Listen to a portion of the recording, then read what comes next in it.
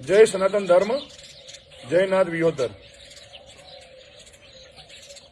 હમણાં થોડા જ 4 દિવસ પહેલા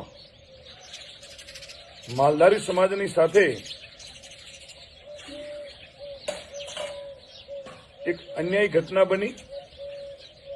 સનાતન સંસ્કૃતિમાં આપણે સૌ પોતપોતાની રીતે દરેક ધર્મ અને દરેક સમાજની માન મર્યાદા જાળવતા હોઈએ છીએ.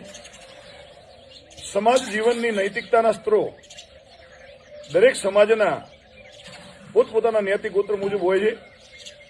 એને હર હંમેશા માલધારી સમાજે માન આપ્યું છે. માલધારી સમાજ હિન્દુસ્તાનમાં વસતા કોઈપણ ધર્મ કે જ્ઞાતિના બેન દીકરીઓની ઇજ્જત માટે હર હંમેશા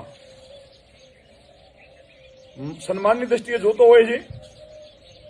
પરંતુ જે રાધનપુરની ઘટના બની એની અંદર એવા તત્વોને જાહેરમાં હું કહેવા માંગુ છું કે તમે સમાજના જે કંઈ નૈતિક મૂલ્યો હોય છે એ નૈતિક મૂલ્યોની સામે તમે બંધ પોકાર્યું છે. અને સમાજના તમામ યુવાનો વડીલોને વિનંતી કરું છું, મારી વહાલી દીકરીઓને વિનંતી કરું છું કે આવા કોઈ રાહડા ગામના તમારા રોલ મોડેલ કે આદર્શ પણ ન હોઈ શકે.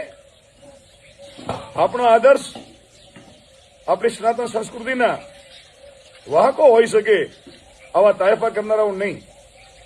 આ સમાજને શું પ્રેરણા આપી શકે? અને જે કોઈએ આ ઘટનાની અંદર સામેલ છે એને હું ખુલ્લો ચેલેન્જ આપું છું કે